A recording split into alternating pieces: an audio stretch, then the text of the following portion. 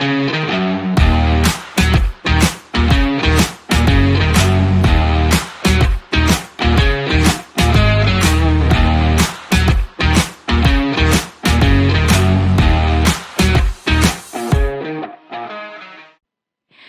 Stars in Godsend. Halo Laborians, kembali lagi bersama aku Praba di Polar Podcast Laborang. Nah teman-teman, selalu dong kalau opening itu aku pasti selalu nanyain kabar. Gimana nih kabarnya teman-teman? Apakah hari ini termasuk good day atau malah bad day? Kalau untuk teman-teman yang merasa hari ini adalah good day, kalian merasa happy, kita juga semua di studio ikut happy dengarnya. Tapi kalau misalnya teman-teman lagi down, lagi stres, sedih, merasa hari ini adalah bad day, tetap semangat ya teman-teman. Kita di sini cuma bisa ngasih doa dan semangat juga, oke? Tetap semangat, oke gitu. Nah teman-teman, di episode kali ini kalian jangan kaget ya karena ngelihat aku pakai baju yang sama lagi. Jadi ya sekali take 2-3 video jadilah kayak peribahasa sekali dayung 2-3 pulau terlampaui gitu ya. Jadi jangan protes nih. Kenapa kok Praba dari bajunya tadi video yang kemarin sama, video ini juga sama gitu. Jadi jangan protes ya. Aku udah bilang di awal nih padahal. Nah, untuk guest star kita hari ini, kita masuk ke episode-episode di awal yang dulu nih. Kita selalu berbicara sama atau berbicara bareng sama alumni kece OL. Jadi di hari ini juga ada nih teman-teman alumni dari OL Pamulang yang kalau kalian dengar kakak ini buka bisnis apa, kalian pasti langsung gue tahu nih produk ini. Gue kan langganan juga di sini. Nah gitu. Jadi langsung aja kita sapa Kak Fania. Halo. Halo Kak Fania. Halo Praba. Halo. Aku semangat banget sih Kak untuk ngewawancarain Kakak hari ini. Thank you. Aku juga semangat kok. Semangat. Udah kelihatan di senyumnya cerah banget nih kayaknya Kak Fania ya. Iya. Nah Kak Fania boleh dong dikenali namanya, siapa tahu ada teman-teman Laborians yang belum tahu nih Kak. Oke. Halo semuanya, nama aku Fania. Saat ini 27 tahun. Waktu itu kalau SMA juga di OL BSD, SMP OL Pamulang. Ini berarti aku lulus SMA tuh tahun 2012. 2012, oke. Alumni angkatan 2012 ya? 2012. Oh udah cukup lama ya teman-teman? Lumayan. Tapi gak apa-apa lah Kak ya, yang penting kan kita bisa klop ngomongnya. Iya dong, masih muda kok. Masih muda, karena kita nih Kak mau ngomongin soal 2 nih. Apa nih? Jadi pertama kita akan ngomongin tentang high school topic. Oke. Masa-masa kakak di SMA nih, terus bagaimana kakak ikut ibadah Natal, kan lagi Christmas vibe banget nih Kak. Iya. Nah juga terus kita akan masuk ke bisnis topik. Nah karena di sini di depan kita sudah ada produk-produk dari El Granola gitu. Tapi kalau kita ngomongin El Granola sekarang gak enak nih. Mending kita langsung aja masuk ke high school topik terlebih dahulu. Oke? Nah langsung masuk ke topiknya.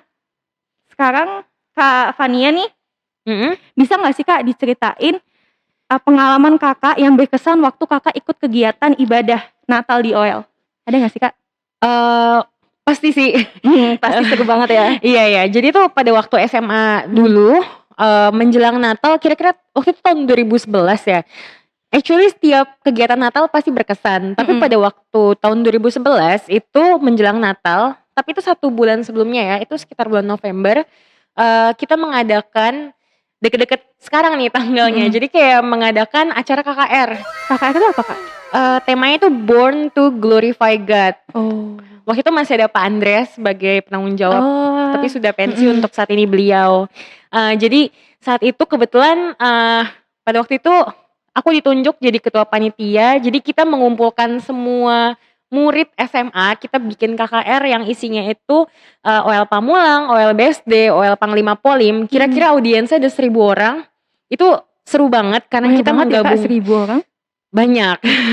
Dan saat itu gak mudah sih karena itu pertama kalinya OL bikin KKR dan menggabungkan semua sekolah ya yang ada OL-nya gitu. Terus bikin drama, bikin jadi WL juga, kemudian ada acaranya, cari sponsorship juga. Itu seru banget susah, karena susah dan tapi seru gitu. Seru banget. Jadi kayak itu momen dimana pas kita belajar kan kadang di kelas teori doang ya. Tapi pada saat kita terjun langsung ke lapangan, aku ingat banget tuh sampai jam 3 pagi nungguin sound system, sampai nginep di rumah temen di seberang sekolah.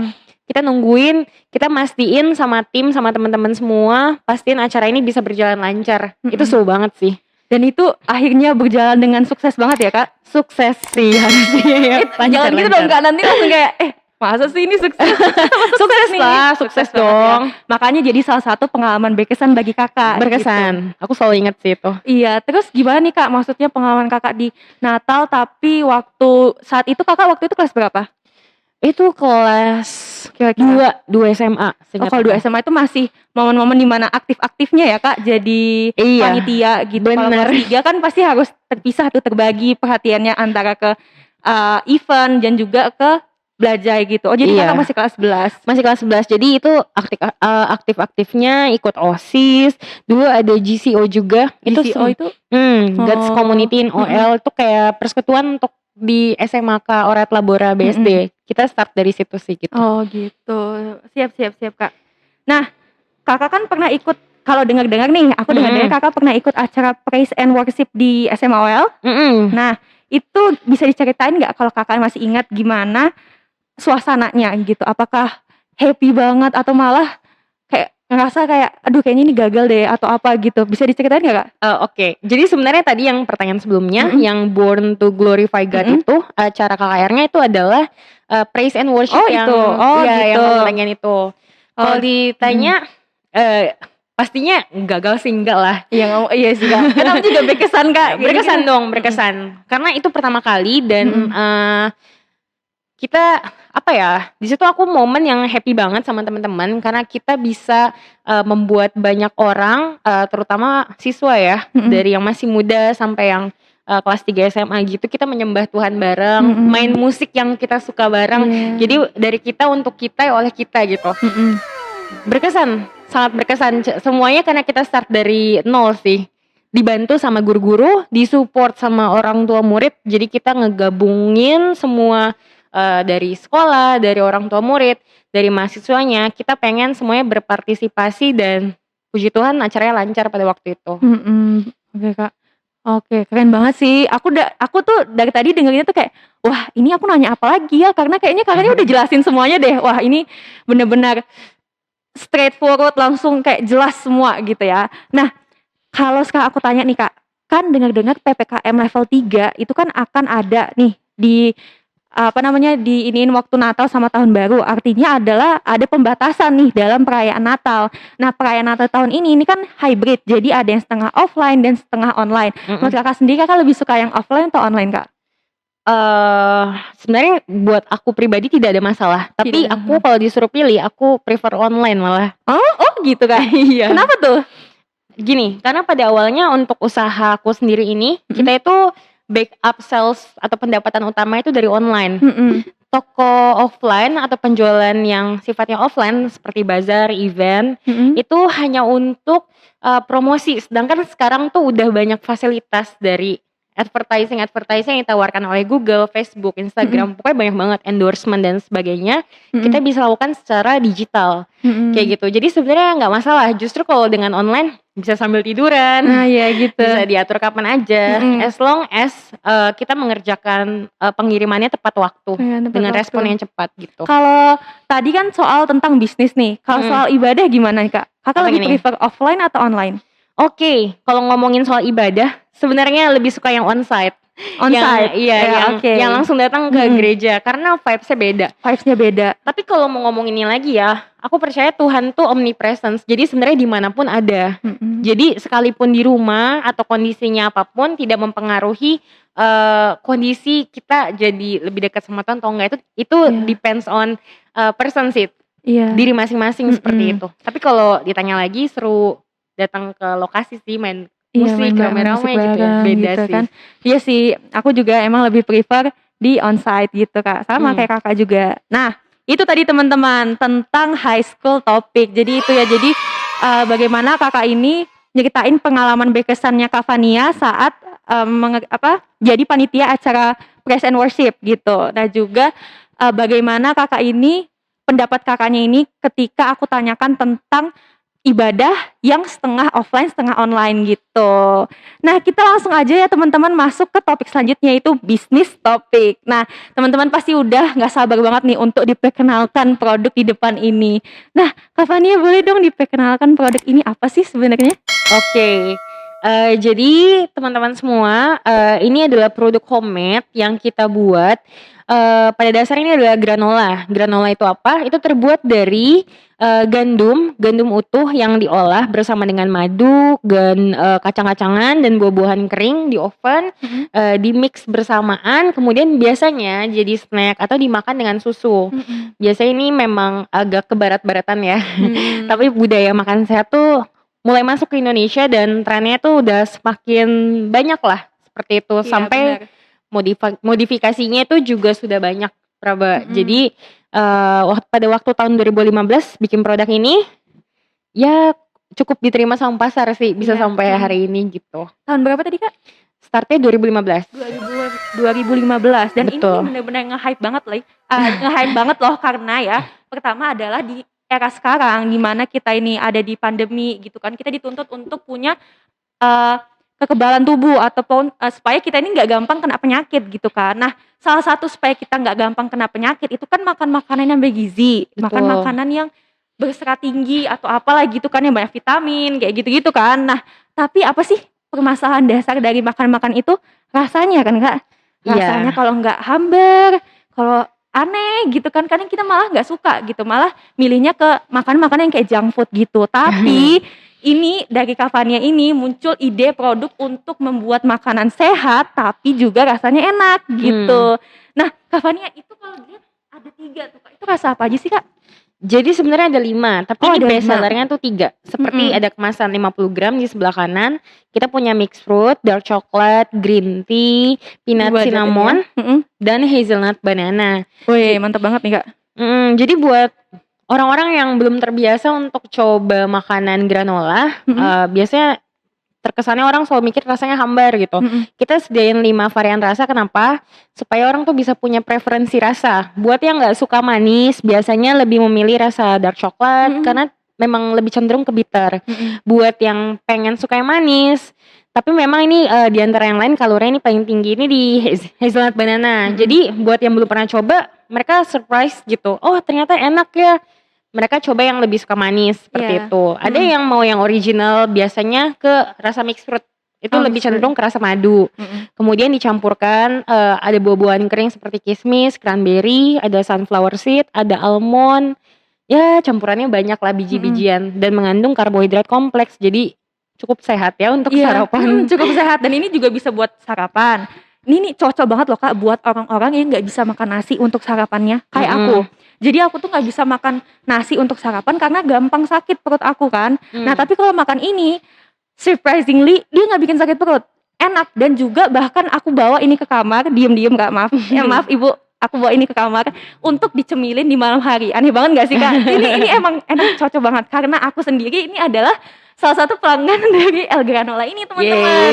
Aku belinya yang ini loh Kak, yang di ujung. Yang ini dark chocolate sama yang hazelnut banana. Nah kalau aku yang sukanya yang itu, yang tengah tuh, hazelnut banana. Udah coba berarti ya? Udah, kalau ibu aku sukanya dark chocolate karena kan nggak terlalu suka manis ibu aku gitu. Enak banget loh teman-teman, direkomend deh. Ini aja teman-teman. Gimana kalau kita bikin giveaway dadakan nih Kak? Boleh. Jadi kalian tulis aja nih di komen kalian paling suka rasa El Granola apa. Nah nanti kita dari anak-anak studio bakal kirimin ke kalian. Jadi kalau kalian mau langsung komen di bawah ya. Oke? Jangan lupa komen.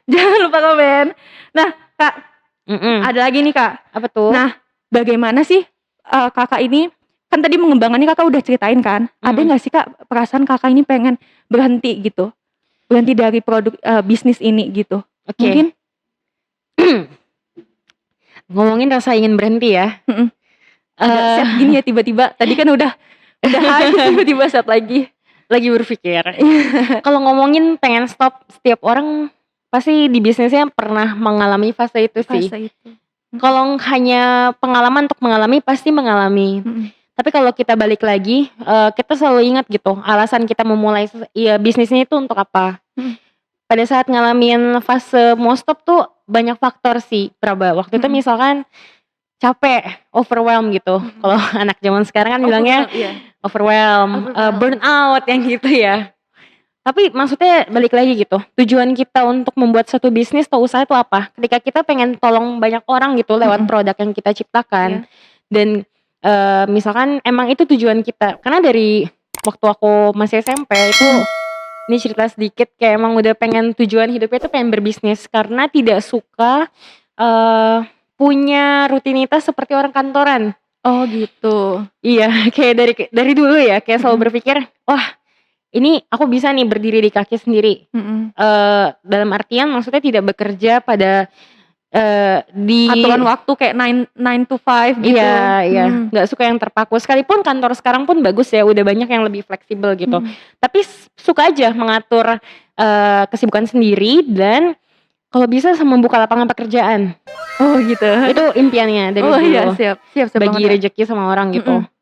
Jadi ya kalau dipikir-pikir lagi, kalau mau stop, apalagi aku ini orangnya apa ya, lumayan impulsif, suka berganti-ganti. Tapi kalau ditanya balik lagi, Fania kerjaannya apa? Aku mau bilang yang paling utama itu main pendapatan aku itu adalah di El Granola ini, di bisnis. Sekalipun kadang mencok-mencok nih punya jasa foto makanan, suka pastry juga, bikin wedding cake, ada orderan dikerjain semua. Oh, gitu. Aku tipe yang lumayan suka mencari tahu sih sebenarnya pengen apa. Tapi balik lagi, kita harus punya sesuatu yang stabil. Kebetulan di usaha ini udah dibantu juga, udah ada staff juga bisa ditinggal. Jadi lumayan jadi udah emang berkembang, jadi udah punya karyawan gitu. Iya, udah ada karyawan sih. Oh, jadi sebenarnya Kak, aku baru tahu Kak kalau misalnya Kakak itu nggak cuman menjual produk El Granola aja gitu, ada di bisnis granola, tapi juga di bisnis seperti foto makanan. Makanan dan juga bikin wedding cake. Wedding cake. Wih, keren loh teman-teman. Jadi kayak fleksibel, kayak mau minta wedding cake, ayo silahkan. Mau disuruh foto makanan, ayo silahkan gitu. Jadi apapun yang penting hasilnya cuan gitu kan. Harus cuan, guys. Harus cuan ya. Harus cuan. Tapi itu hobi sebenarnya sih, Praba. Jadi kalau pendapatan utama ini tips aja ya, misalkan kalian ya boleh nih Kak, sekalian tips and trick buat menurut aku ini pendapat aku pribadi ya, ketika apalagi pandemi ini ngajarin kita banyak hal gitu. Ada yang bisnisnya di satu hal ternyata bisnisnya drop karena pandemi, dia nggak punya pendapatan lain gitu. Menurut aku sebagai anak muda, kita kalau bisa ya punya satu bidang yang linear, tapi kita punya produk dan jasanya. Contoh, kalau dari contoh aku ya, misalkan aku bikinnya produk makanan kesehatan, pasti dibutuhkan skill foto produk karena di bisnis online visual tuh sangat penting. Benar. Jadi daripada waktu itu aku tuh kayak karena keterbatasan budget, kayak tipe orang, wah gue harus bisa nih semuanya, kalau nggak keluar budget nggak cuan nih.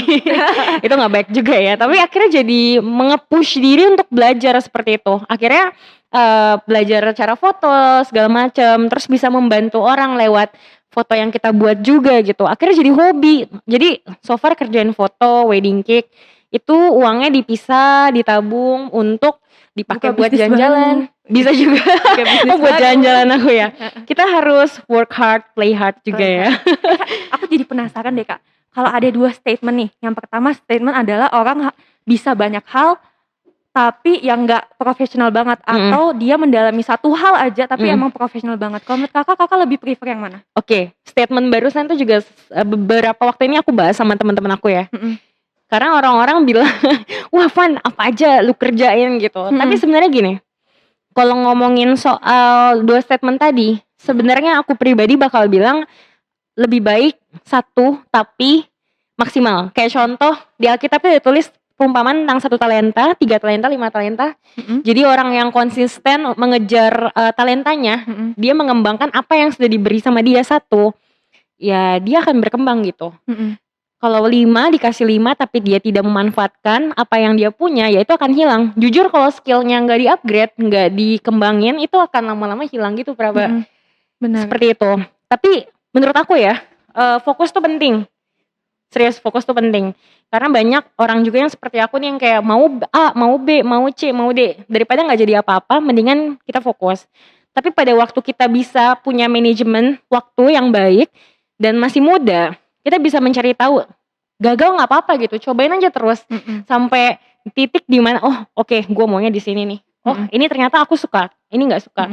Karena dengan mencari tahu itu adalah salah satu kesempatan atau waktu yang kita pakai, kita bisa lebih mengenal diri kita. Sebenarnya kita ini mau apa, kita mau bagaimana ke depannya.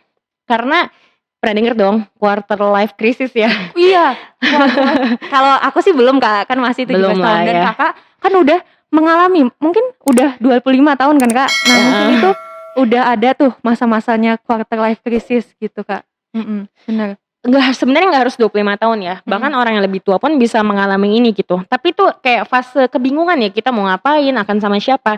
Dimana satu keputusan penting di dalam hidup kita atau satu keputusan kecil bisa mempengaruhi mungkin 10-20 tahun ke depan gitu.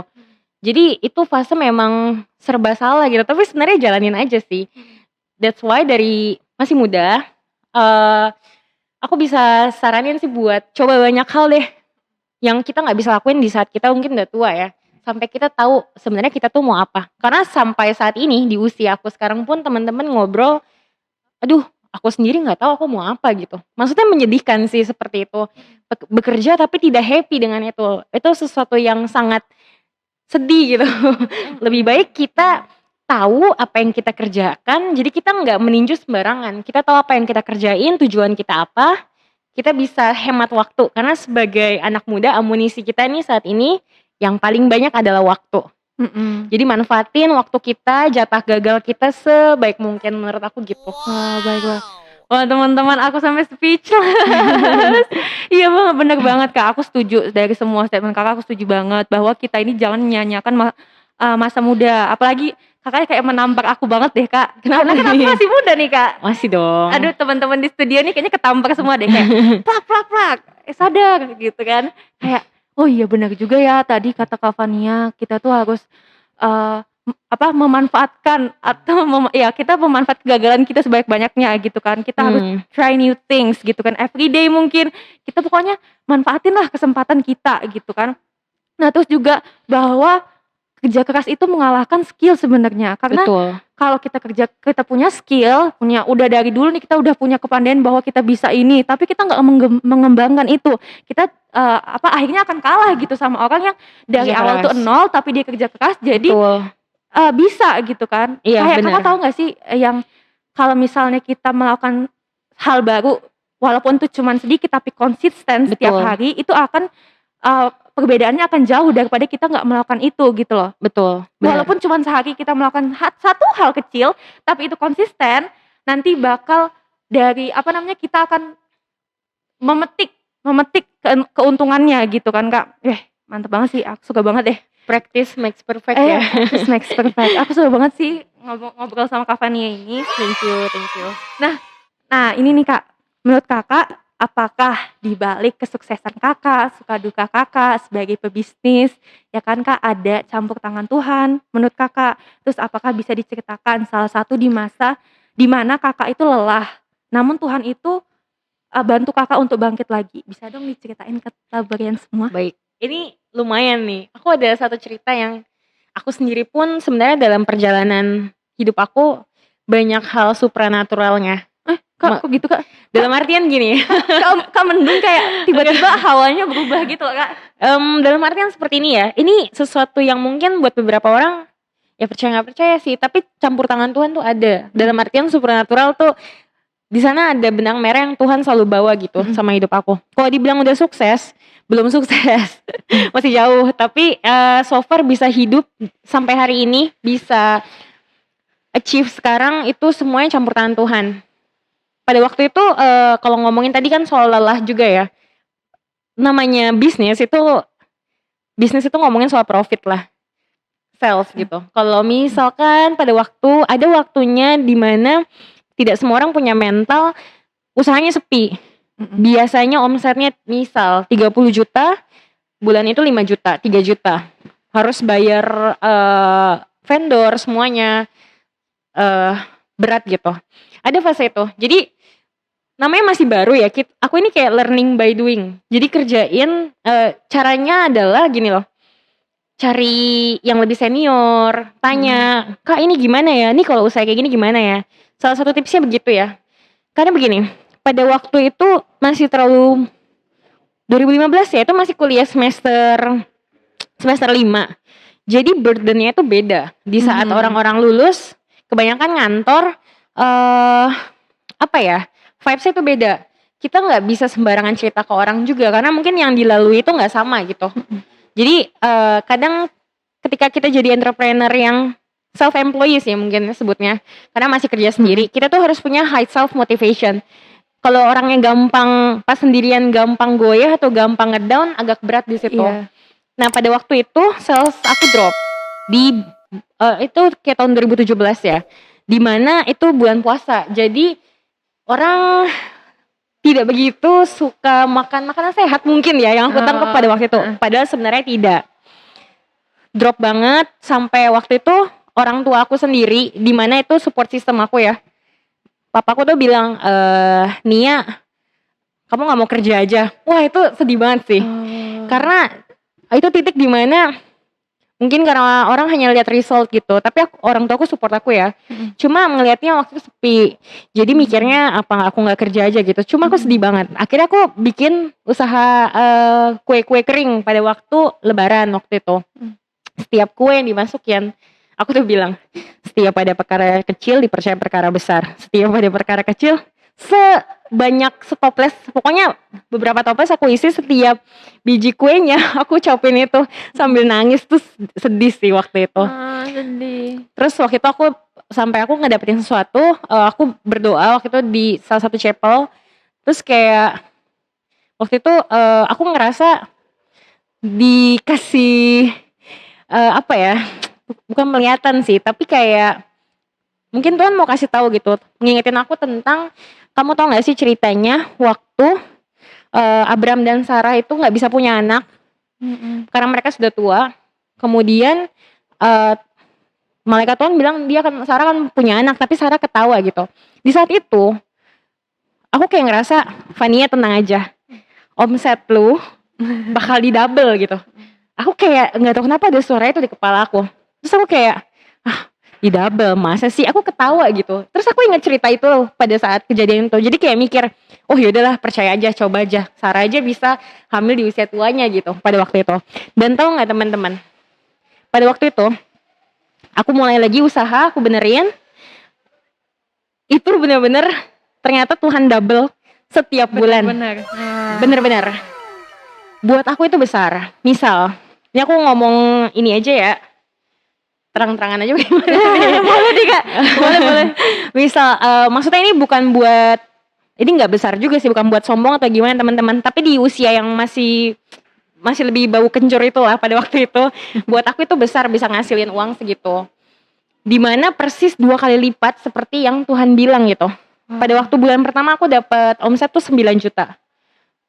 Oke, bulan kedua 18 juta. Wow. Oke lah ya, 18 juta. Oke banget Kak. Pada waktu itu baru lulus kuliah lah.